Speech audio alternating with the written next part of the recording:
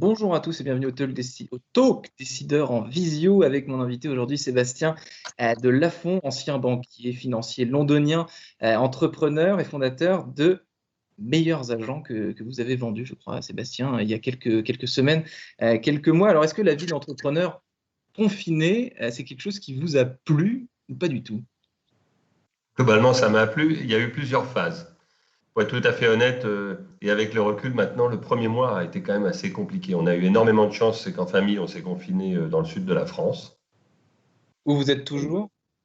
On est toujours, c'est vrai. Et on s'est senti coupable à un moment, mais on se sent plus coupable du tout aujourd'hui. Et donc, on est dans une maison de vacances. Au début, c'était un peu décalé parce que j'étais quand même dans un climat de fin du monde, avec pas mal de choses à gérer, avec un business qu'il fallait entièrement reconfigurer et donc traverser cette crise. Il y avait un contraste entre cette maison de vacances et cette ambiance un peu particulière. Et le premier mois a été compliqué. Et depuis maintenant un mois et demi, c'est que du bonheur. Donc, travailler dans une maison de vacances, c'est quelque chose d'impensable au début, et finalement, qu'à un quart, on finit bien par s'y faire. Il faut s'y faire de toute façon. Ben, j'ai regardé pousser les cerises. Et rarement, une telle contemplation m'a procuré autant de plaisir. Et c'est vrai que pour ceux qui, comme nous, ont eu la chance d'être au vert, bon, il y en a eu. Je dirais le tempo a été extraordinaire. Il nous a permis de vivre des choses un peu différentes. Donc c'est vrai qu'il y a les Français qui ont été au front, qui ont connu la crise, qui ont été frappés par elle ou qui ont vraiment été au charbon, professions de santé, un certain nombre de gens vraiment beaucoup, je dirais, plus exposés que nous pour qui ça a été dur. Et puis d'autres, comme nous, qui ont connu une vie très différente. Jamais je n'aurais imaginé vivre ça, 2 mois et demi, 3 mois à la campagne. Ça ne m'était jamais arrivé. Et qu'est-ce que vous avez découvert justement pendant cette vie en télétravail, en étant en contact avec vos équipes et aussi sur vous-même? Ça a été une expérience, je pense, assez extraordinaire pour nous tous. Alors, effectivement, il y a plusieurs dimensions. Il y a la vie de chef d'entreprise, puis il y a la vie de famille. Bon, moi, vie de famille, déjà, il fallait organiser. On a des enfants qui sont scolarisés, dont une fille en prépa, un fils en première. Donc, j'ai joué le rôle de directeur technique parce qu'il fallait installer Internet. On a été, je pense, beaucoup de Français confrontés à la campagne, à des problèmes de connexion. Et j'ai découvert les box 4G et qui nous ont permis de suppléer. Comment? La minuscule box 4G, on se demande d'ailleurs pourquoi est-ce qu'on est, on met, pourquoi c'est pas la norme en fait, parce qu'une box énorme, c'est assez laid dans une maison, ça prend de la place, et ces box 4G, c'est minuscule et c'est la même performance finalement. Alors, Quentin, je ne parle pas des clés 4G, même si c'est la même technologie, mais là, ils ont mis ça dans une box qui prend presque autant de place qu'une box ADSL ou fibre. Et effectivement, on la branche où on veut, elle vient récupérer un signal, et donc ça nous a sauvés. Donc, j'ai joué un petit peu le rôle de directeur technique, pour m'assurer que tout ce petit monde, parce qu'aujourd'hui, la campagne, c'est très bien, mais si on n'a pas tous une connexion, qu'on soit à l'école, étudiant en études supérieures ou chef d'entreprise, on a tous besoin de cette connexion. C'est devenu aussi important que l'électricité ou l'eau. Donc, à partir du moment où on a ça, déjà, on était bien. Donc, il y a eu cette phase-là d'installation. Après, comme chef d'entreprise, il y a eu cette phase de sidération, parce que je pense qu'on l'a oublié, parce que maintenant, on est au mois de juin, tout ça est passé très vite. Et en l'espace de quelques heures, quelques jours, la situation changeait.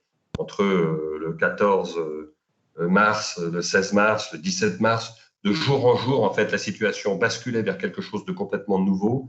Et quand on a basculé l'ensemble de l'entreprise Meilleurs Agents en télétravail, du jour au lendemain, bon, moi, je les ai réunis en ligne.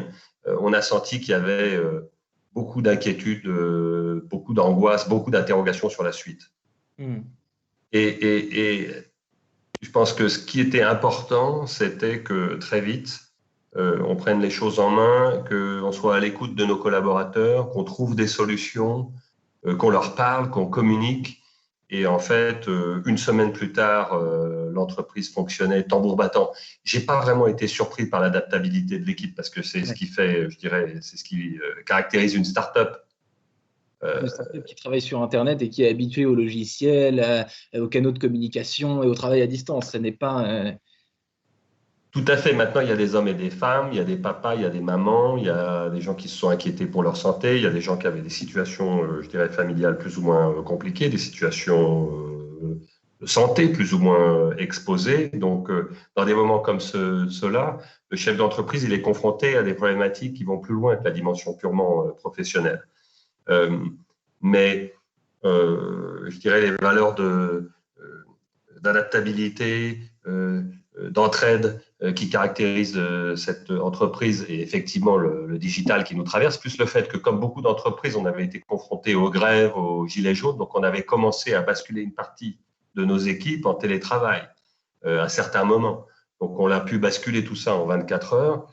Ça, sur un plan technique, c'est allé très vite. C'était plus sur le plan de la psychologie, de comment est-ce qu'on va s'organiser en équipe, et puis nous, dans notre marché, nos clients agents immobiliers étaient au chômage technique, il n'y avait plus de transactions immobilières. Qu'est-ce qu'on allait faire?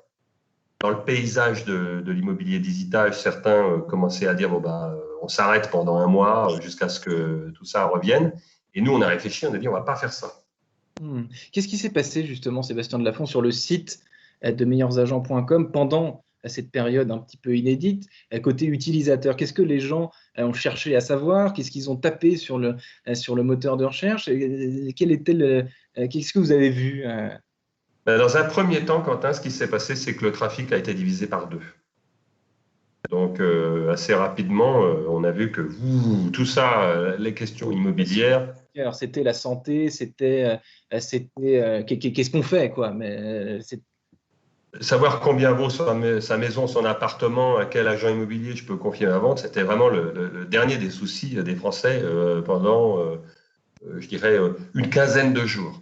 Et puis, graduellement, on a vu d'abord que ça ne baissait plus, et puis c'est remonté. On avait encore, je dirais, un trafic inférieur de 30% à la normale il y a encore un mois. Et puis, là, depuis le déconfinement, c'est reparti très fort. Et là, ça me surprend quand même. On note des trafics records plus élevés qu'avant le confinement. Donc, il y a comme une espèce de rattrapage sur lequel j'aurais absolument pas parié.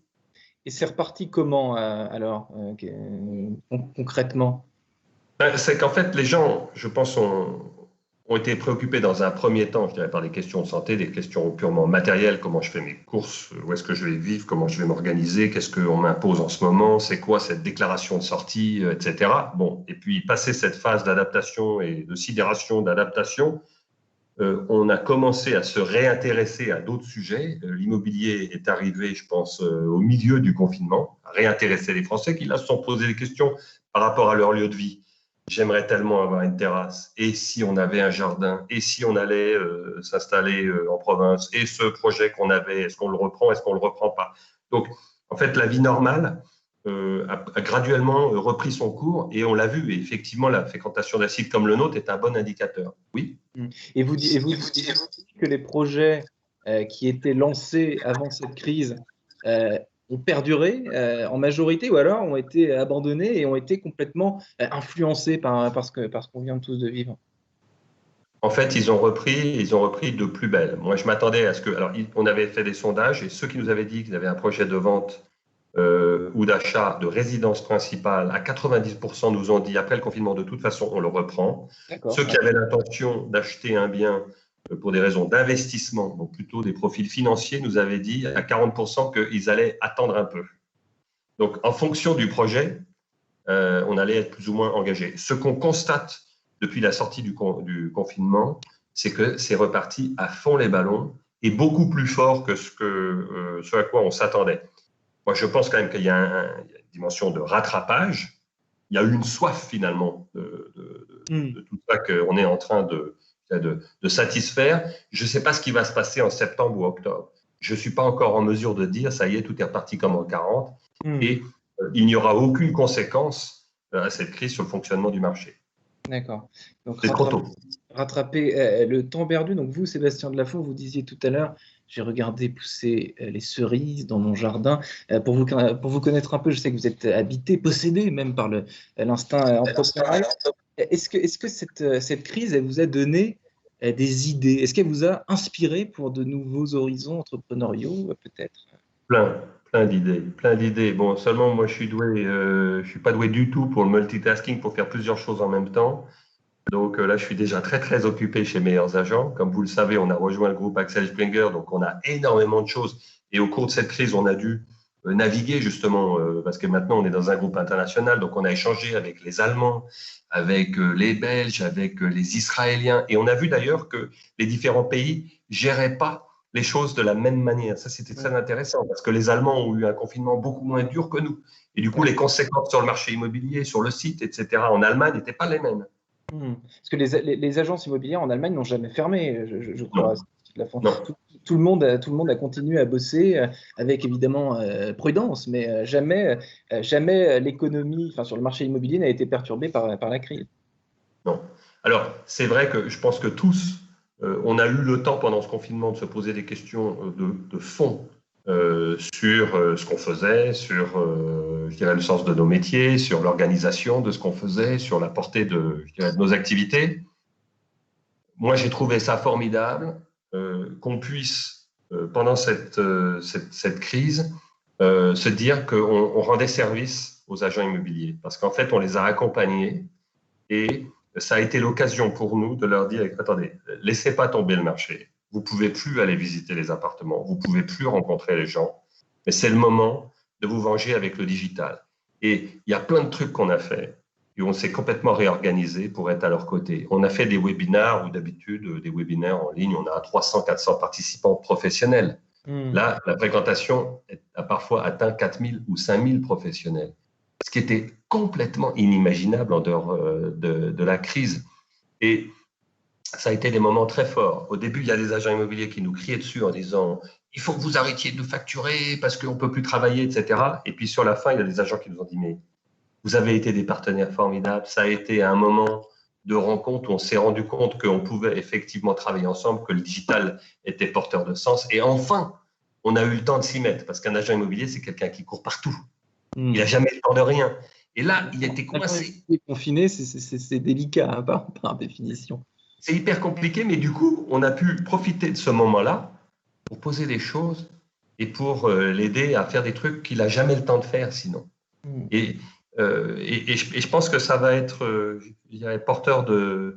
On aura des bénéfices dans la durée de tout ça. En tout cas, les lecteurs du Figaro étaient déjà nombreux, les internautes étaient déjà nombreux à nous regarder avant le confinement. Ils le sont restés pendant le confinement en visio. Et donc, on espère qu'ils seront toujours aussi fidèles. Merci infiniment, Sébastien Delafont, et à très bientôt. Merci, Quentin.